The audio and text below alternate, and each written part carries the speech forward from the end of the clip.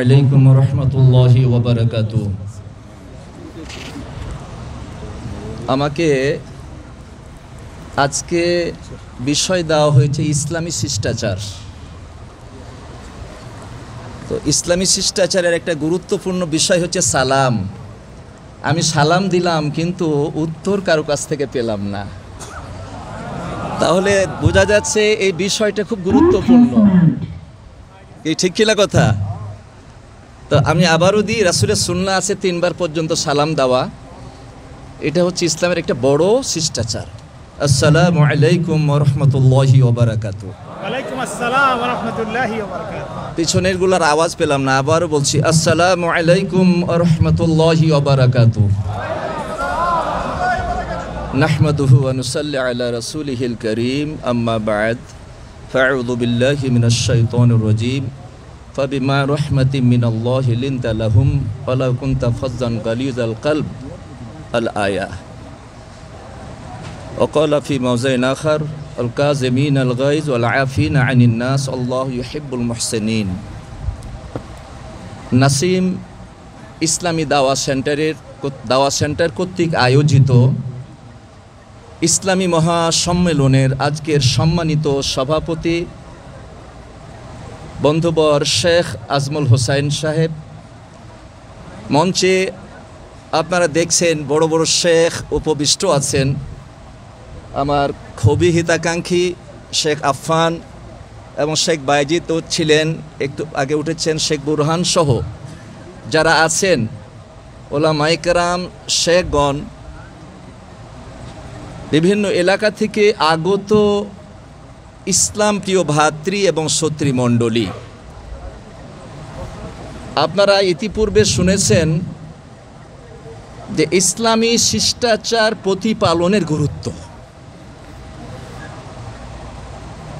ভূমিকা ছাড়াই কথা বলি, তাহলে দুটা কথা একটু বেশি বলার সুযোগ হবে।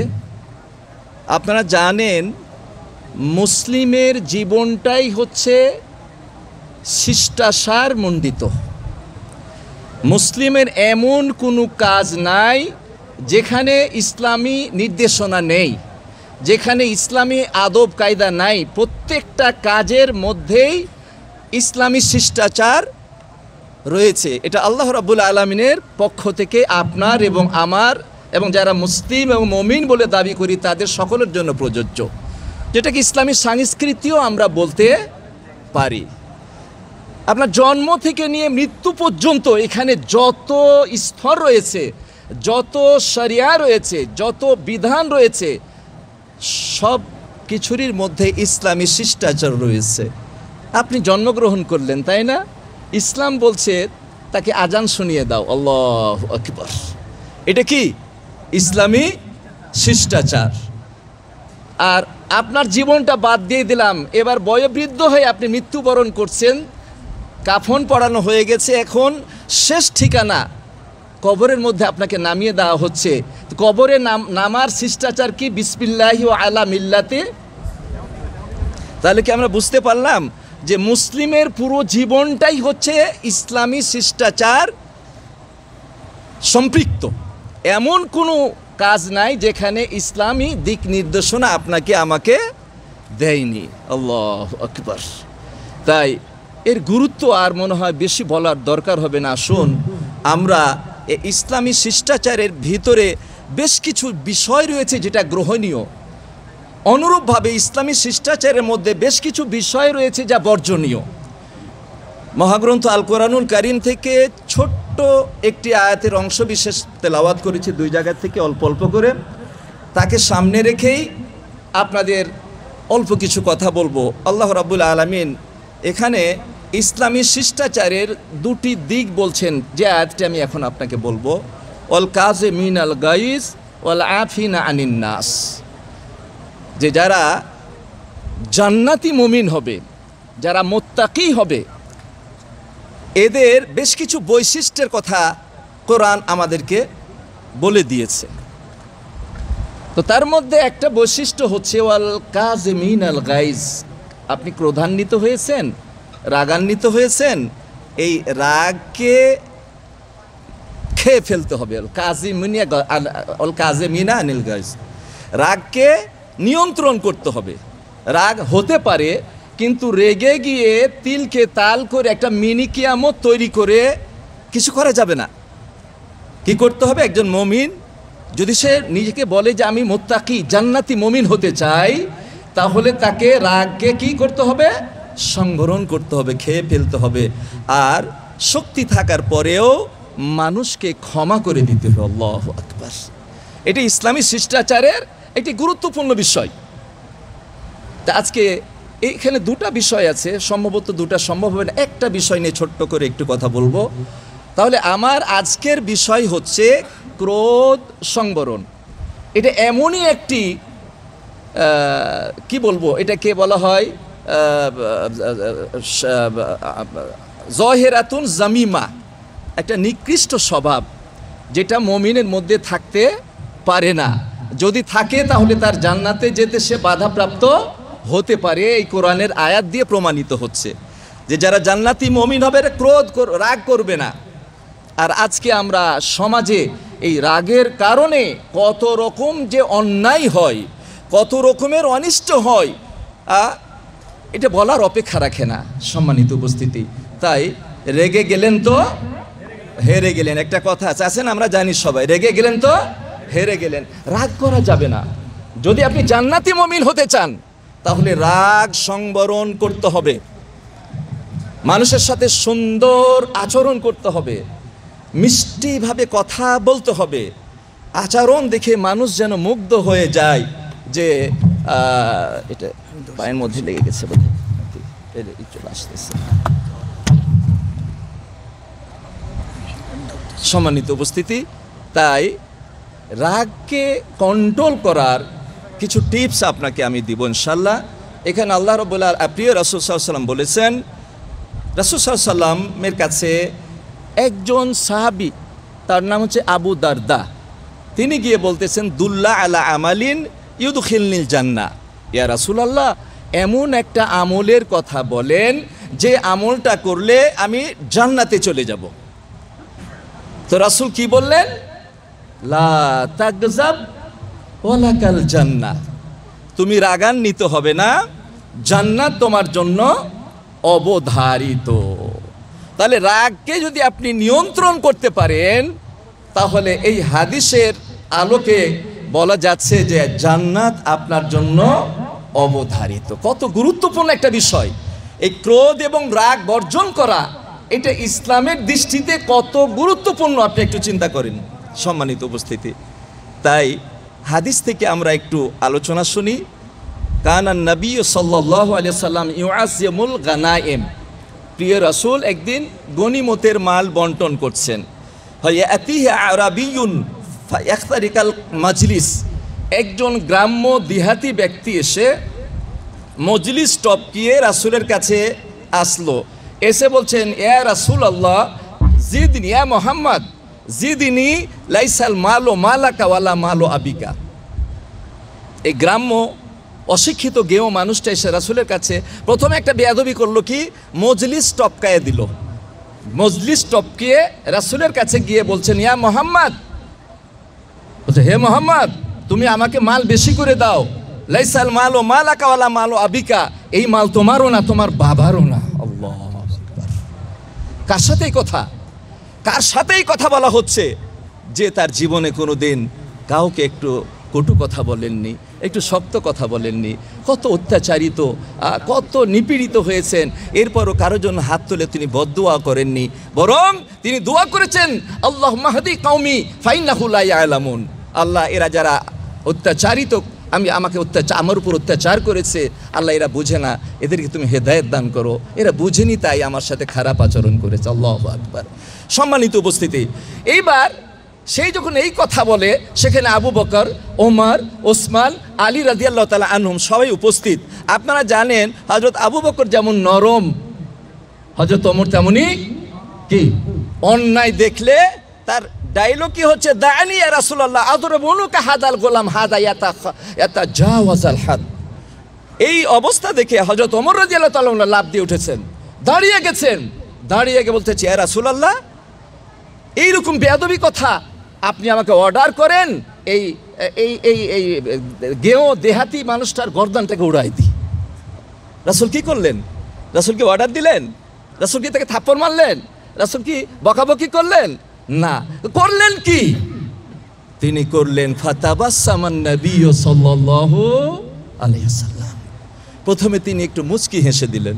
আহা, হেসে দিয়ে বলছেন সাদাকতা, তুমি ঠিকই বলেছো, এই মালটা আমারও না, আমার বাবারও না, হাজা মালুল্লাহ, এই মালটা কার?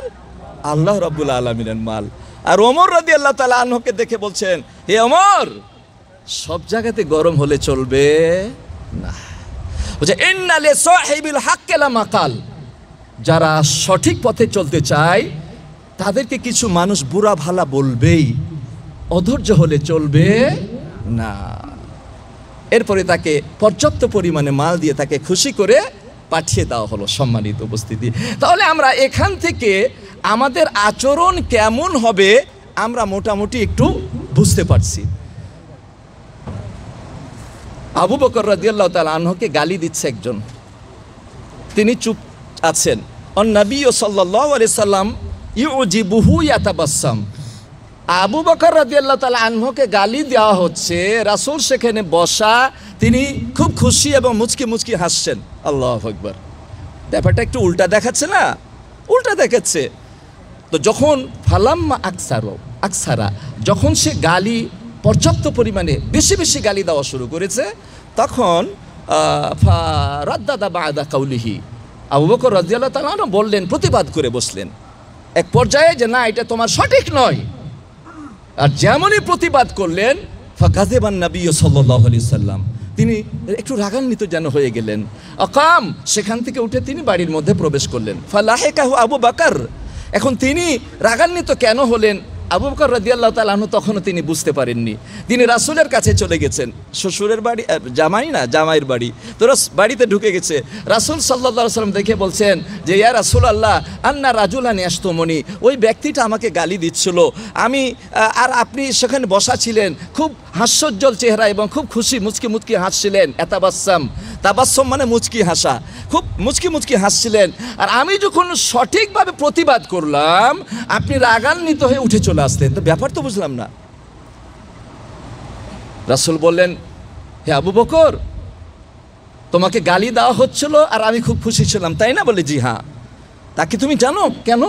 এই জন্য যে তুমি যতক্ষণ চুপ ছিলে, আরশের মালিক আল্লাহ চুপ ছিলেন না, তোমার পক্ষ অবলম্বন করে উত্তর দেওয়ার জন্য একজন ফেরেশতা পাঠিয়ে দিয়েছিলেন। তুমি যতক্ষণ চুপ ছিলে, ফেরেশতা তোমার পক্ষে উত্তর দিচ্ছিল। আর যেমনই তুমি প্রতিবাদ করলে, ফেরেশতা চলে গেল, শয়তান হাজির হয়ে গেল। ও আনা লা আকুদু মা শাইতান, আর আমি তো শয়তানের সঙ্গে বসে থাকতে পারি না। তাহলে ক্রোধকে কিভাবে সংবরণ করতে হবে, রাগকে কিভাবে দমন করতে হবে, আর রাগকে যদি আপনি দমন করতে পারেন, তাহলে আপনার জন্য প্রিয় রাসূলের কি ঘোষণা? ফালাকুমুল জান্নাহ, আপনাদের জন্য জান্নাত। আল্লাহু আকবার। বুখারী শরীফের হাদিস বলা হচ্ছে লাইসা শাদীদু বিসুরআ, বলছে বাহাদুর কাকে বলা হয়? একজনের শরীরে অনেক শক্তি, আপনাকে তুলে আছাড় মেরে ফেলে দিতে পারে।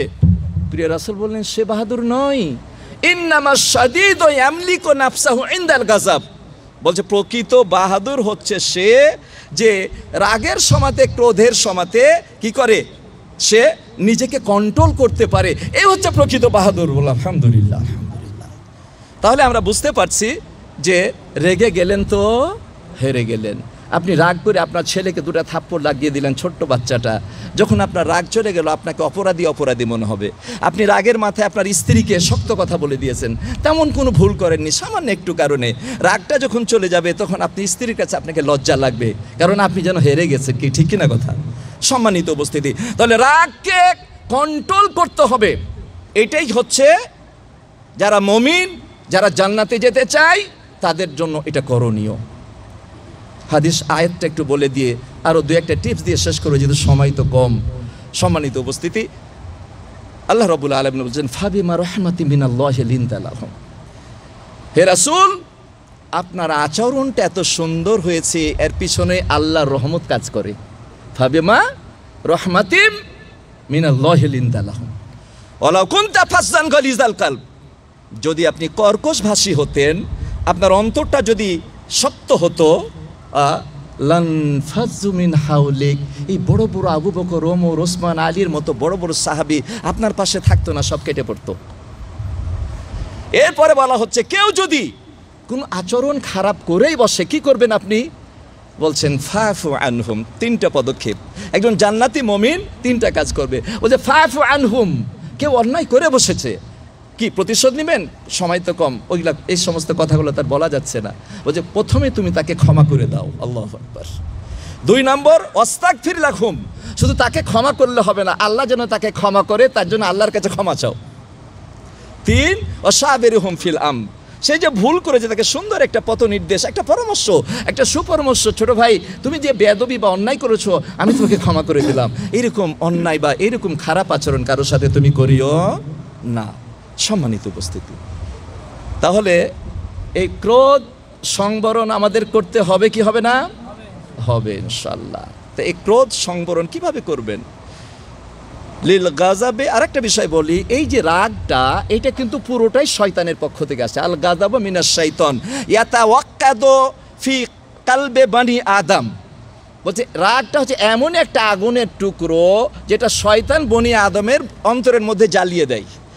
আর ওকে যদি রাগিয়ে দিতে পারে, শয়তান মনে করে যে আমার আর এখানে থাকার কোনো দরকার নাই, কারণ এই রেগে গেছে, এই এখন মানুষের পর্যায়ে নাই, যা করবে তা শয়তানকেও হার মানাবে। কি করে কি করে না, এরকম রাগের মাথায় 1 2 3 তালাক দিয়ে দেয়, রাগের মাথায় বলাকে শেষ করে দে, যা করার দেখবো আমি, কি ঠিক কিনা কথা? তো রেগে গেলে যত রকমের অন্যায় অপরাধ করে, তখন আর শয়তানের দরকার পড়ে না, বলছে আমার চাইতে বড় শয়তান হয়ে গেছে, এখন ছেড়ে দেয় তাকে। এখন এই রাগ থেকে আপনাকে আমাকে বাঁচতে হবে কি হবে না? আমি কয়েকটা চিকিৎসা দিই। বল ভাই ইহসানুল্লাহ, কি চিকিৎসা?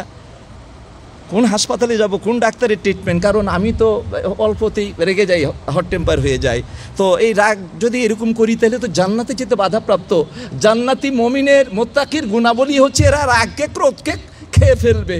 তো ট্রিটমেন্ট বলেন, লিল গাজাবে আদবিয়াতুন নাফিয়া, এই রাগের জন্য কিছু উপকারী ট্রিটমেন্ট, চিকিৎসা রয়েছে।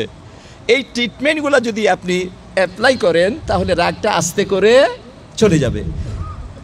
অনেক ট্রিটমেন্ট, তার মধ্যে আমি মূল 4টা পয়েন্ট বলে শেষ করে দেব, যেহেতু সময় আমাকে ব্যাখ্যা দেওয়ার সুযোগ দিচ্ছে না। আপনারা আগে শুনেছেন, সংক্ষিপ্ত, আর কয়েক মিনিট সময় আছে, বোধহয় 3-4 মিনিট, এর মধ্যে শেষ করবো ইনশাল্লাহ। তো প্রথম ট্রিটমেন্ট হচ্ছে যে আত-তাআউযু বিল্লাহি মিনাশ শাইতানির রাজিম। রেগে গেছেন তাই না? প্রথম ট্রিটমেন্ট হচ্ছে যে আপনি রাগের অবস্থাতে কি পাঠ করবেন? আউযু বিল্লাহি মিনাশ শাইতানির রাজিম। আমি আগে এর উত্তর দিয়েছি। আপনি বলতে পারেন যে রাগের সাথে শয়তানের কি সম্পর্ক? যে রেগে গেছি তো শয়তানের কাছ থেকে আল্লাহর কাছে পানা চাইতে হবে কেন? এই জন্য যে রাগটা শয়তানের পক্ষ থেকে আসে। কথাটা বুঝা গেছে? তাহলে যখনই আপনি রাগান্বিত হয়েছেন, 2 জন সাহাবী রেগে গেছে, পরস্পরকে গালি দিচ্ছে, চোখ লাল হয়ে গেছে, ওয়ান্তা ফাকাত আউদাজুহু, তার গর্দানে রগ ফুলে ফুলে উঠছে, এত রেগে গেছে। রাসূল বলছেন আমি এমন একটা কালেমা জানি, এমন একটা দোয়া জানি, এরা যদি এই কালেমাটা বলে তাহলে এই অবস্থা থেকে তারা পরিত্রাণ পেয়ে যাবে, মানে রাগটা চলে যাবে। সেটা কি? আউযু বিল্লাহি মিনাশ শাইতানির রাজিম। প্রথম ট্রিটমেন্ট। এবার 2 নম্বর ট্রিটমেন্ট, সময় তো নেই তাই না? 2 নম্বর ট্রিটমেন্ট কি? 2 নম্বর ট্রিটমেন্ট হচ্ছে যে তাহাবুলুল হালাত, অবস্থার পরিবর্তন। আপনি রেগে গেছেন, দাঁড়িয়ে আছেন, বসে যান। ইযা গাদিবা আহাদুকুম ফালে ইয়াজলিস ওয়াইল্লা ফালিয়াজতাজে, বলছে তুমি রেগে গেছো, আপনি রেগে গেছেন, দাঁড়িয়ে আছেন, বসে পড়েন। আর বসেও যদি রাগ না যায় তাহলে শুয়ে পড়েন, দেখবেন আস্তে করে রাগটা চলে যাবে। এটা 2 নম্বর ট্রিটমেন্ট। ওই দেখেন না, একটু ঠান্ডা লাগলে প্যারাসিটামল, তাই না? এখন ঠান্ডাটা বেশি হলে তখন অ্যান্টিবায়োটিকে চলে যেতে হয়। তখন কি লাগে? প্রথম অ্যামোক্সাসিলিন, তারপরে সিপ্রোফ্লক্সাসিন, তারপরে এজিথ্রোমাইসিন, না হলে সাপোজিটার। কি লাগে কি লাগে না? এখন প্যারাসিটামলে কাজ হলো না, অ্যামোক্সাসিলিন অ্যান্টিবায়োটিক, প্রথম পর্যায়ের অ্যান্টিবায়োটিক কাজ হচ্ছে না, এখন আপনাকে সিপ্রোফ্লক্সাসিনে চলে যেতে হবে। কি? আল্লাহ রাসূল বলেছেন আল ওযু, যখন আপনি রেগে যাবেন বা রাগ এসে যাবে তখন আপনাকে ওযু করার নির্দেশ দিচ্ছে। ফাইদা গাদিবা আহাদুকুম ফালিয়াতাওয়াজ্জা। আবার তো প্রশ্ন, ভাই এহসানুল্লাহ, এই রাগের সাথে অজুর আবার কি সম্পর্ক? প্রশ্ন আসে না আসে না? আসে। তো এর উত্তর রাসূলের ভাষাতে আপনি শুনেন। রাসূল কি বলেছেন যে ইন্না শাইতানা খোলেকা মিন নার, শয়তানকে তৈরি করা হয়েছে আগুন দিয়ে। ওয়া ইন্নান নারা তুতফাউ বিল মা, আর আগুন নিভিয়ে ফেলা হয় পানি দ্বারা। ফাইদা গাজিবা আহাদুকুম, যখন তোমরা এক রাগান্বিত হবে, ফালিয়াতাওয়াজ্জা, তুমি অজু করো, অর্থাৎ অজুর পানির মাধ্যমে শয়তানের পক্ষ থেকে প্রজ্বলিত আগুনকে তুমি নিভিয়ে ফেলো। বুঝা গেছে? তাহলে 3 নম্বর কি? আল অজু। আরে একটা ট্রিটমেন্ট দেবো, দিয়ে আমি শেষ করে দেবো। তাহলে প্রথম ট্রিটমেন্ট হচ্ছে আউযুবিল্লাহ, মনে রাখেন এটা গুরুত্বপূর্ণ বিষয়। 2 নম্বর ট্রিটমেন্ট হচ্ছে যে তাহাবুলুল হালাত, অবস্থার পরিবর্তন। 3 নম্বর ট্রিটমেন্ট বললাম কি? অজু। আর 4 নম্বর ট্রিটমেন্ট হচ্ছে আসসুকুতু আনিল কালাম। যখন আপনি রেগে যাবেন বা কেউ রেগে যাবে, সবচাইতে বেশি ক্ষতি করে কে? এই মুখ। এই মুখটা যত রকমের গালিগালাজ, আরে যা বলতে হয় তা তো বলে, যা বলতে হয় না তাও বলে। তো এই মুখ সবচাইতে বেশি ক্ষতি করে। তাই রাসূল সাল্লাল্লাহু আলাইহি ওয়াসাল্লাম বলেছেন, ইদা গাদিবা আহাদুকুম, যখন তুমি রাগান্বিত হবে, ফালিয়াসকুত, একবারে মুখে তালা বন্ধ করে দিতে হবে। মুখে তালা বন্ধ করে দিতে হবে, যেন এই মুখ দিয়ে অন্যায় কিছু বের না হয়। কারণ আপনি জানেন, রেগে গিয়ে মানুষ কি করে? স্বামী স্ত্রীতে রাগ হয়ে যায়, এমনভাবে রাগ করে যে 1, 2, 3 তালাক দিয়ে বাপের বাড়ি পাঠিয়ে দেয়। কি পাঠায় না? এবার বউ চলে গেছে বাপের বাড়ি, এখন বলছে, ভাই এহসানুল্লাহ, বলে ঘটনাটা ঘটাইছে কি? বলে রাগের মাথায় 3 তালাক দিয়ে বাপের বাড়ি পাঠিয়ে দিয়েছে, এখন বউ ছাড়া তো চলে না। তো বলতেছে তখন হচ্ছিল না, তাই না? তো ঠিক আছে, এই অবস্থা ঘটে। তো রাগের সমাতে মুখটাকে যদি আপনি বন্ধ করেন, তাহলে অনেক অনিষ্ট থেকে আপনি আর আমি বেঁচে গেলাম, আলহামদুলিল্লাহ।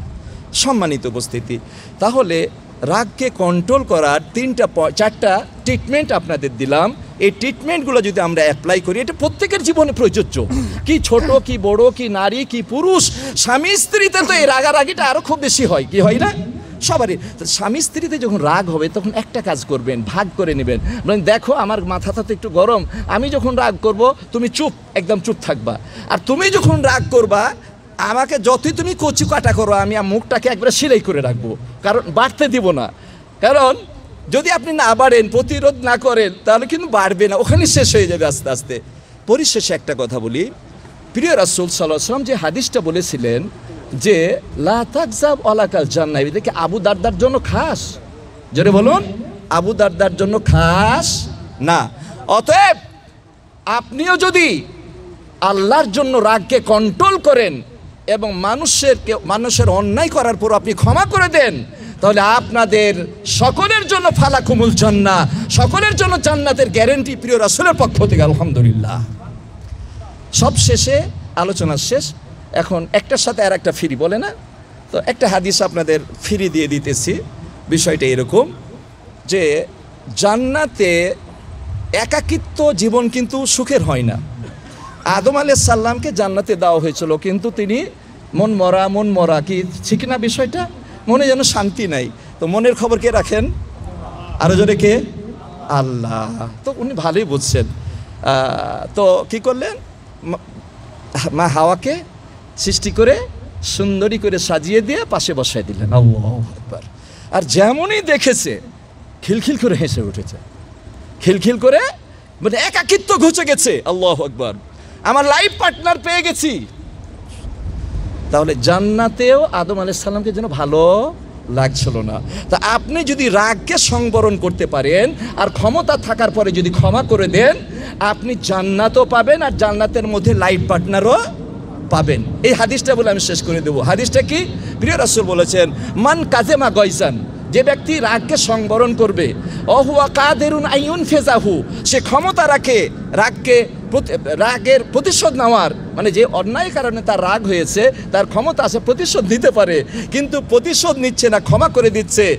দাআহুল্লাহু ইয়াউমাল কিয়ামা, আল্লাহ রাব্বুল আলামিন লক্ষ কোটি হাসর ময়দানের মানুষের মধ্য থেকে তাকে ডাক দিবেন। কে ডাক দিবেন? বলেন কে? আল্লাহ রাব্বুল আলামিন ডাক দিবেন, ডাক দিয়ে বলবেন, বান্দা তুমি একাকী জান্নাতে যেতে তুমি ভালো লাগবে না, তুমি একাকী জান্নাতে যাওয়ার দরকার নাই। বে আইয়ে হুরিন শাআ, বলে আইয়ু খাইয়্যিরু লাহু, আল্লাহ রাব্বুল আলামিন তাকে ইখতিয়ার দিবেন, দেখো আমার কত হুরি, তোমার যাকে যাকে পছন্দ নিয়ে তুমি জান্নাতে চলে যাও। আল্লাহু আকবার। কাজ করলেন একটা, রাগ বর্জন করা, তাই না? এটা একটা ইসলামী কি সংস্কৃতি এবং শিষ্টাচার। আর প্রতিদান কয়টা পেলেন? কয়টা বলেন? দুইটা, জোরে বলেন।